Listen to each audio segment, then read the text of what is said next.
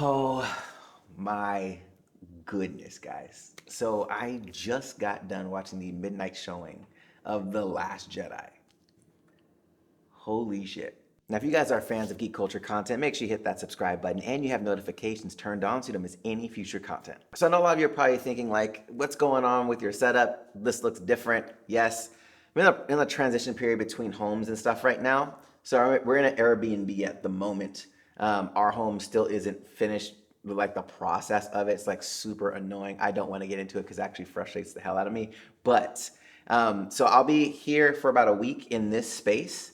And then at my girlfriend's sister's house, probably for a couple of weeks. So you'll see a couple of shifts going on as far as scenes and stuff like that. So just stay with the channel. But let's get into it. I don't even know where to start, but let's just kind of start with the tone of the movie. So a lot of us kind of had this prediction of it being more of a darker movie since you look at the past two trilogies, that middle movie seems to always be the darker one, even though episode 3 is, in my opinion, more dark because of what happens with Anakin. But this movie takes so many different turns that are just so unexpected that I was so glad about. Like, you think certain things are going to go down and they don't, which I love. And then certain things that you think are a certainty are not. It was such a cool ride to be on. But definitely this movie has a much darker tone than The Force Awakens, which essentially was a callback to like the first trilogy, which I loved. The Force Awakens was such a great movie going experience for me personally.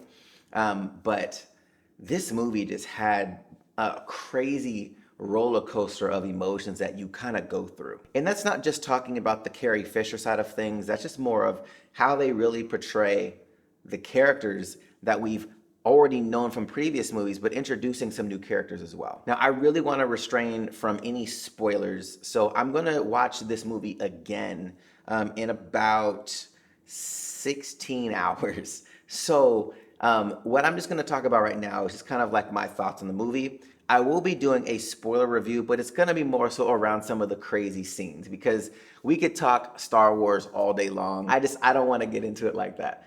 But I'll talk about in another video my favorite like scenes of the movie. But let's talk about Luke. So we all know that a lot of us were a little bit sad when Luke was introduced in The Force Awakens at the end. Obviously, the whole mission of that movie was to find where Luke was. But in this movie, Luke is like, he is so important and vital to this story. Absolutely love Luke in this movie. If you're a Luke Skywalker fan, I'm telling you right now, most badass Luke Skywalker we've ever seen, period. That's all I'm gonna say. The dopest. Like, this dude was so fly. And I'm just letting you know right now, in Australia, audiences aren't like how they are in the States. A lot of times in the movies, there's not a lot of cheering. There's not a lot of like vocal responses.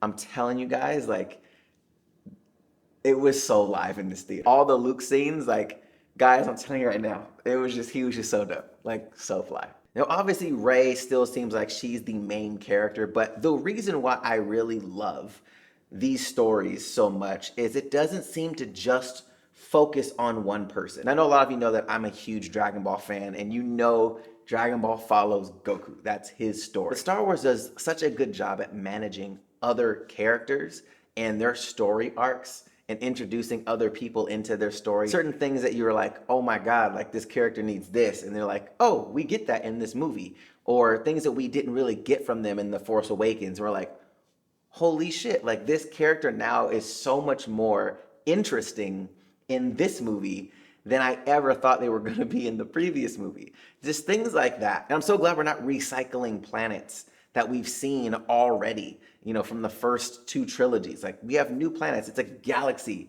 for Christ's sake. So I love that. Now, as far as the First Order in this movie, wow. Like, the stuff that goes on with the First Order in this movie is it's pretty amazing. It's pretty amazing. And the opening scene with the First Order, guys, is just so good. Like, the first scene with them is amazing. Like, the way this movie opens is just I think this actually might be my favorite Star Wars opening scene. Like, it was such a good scene.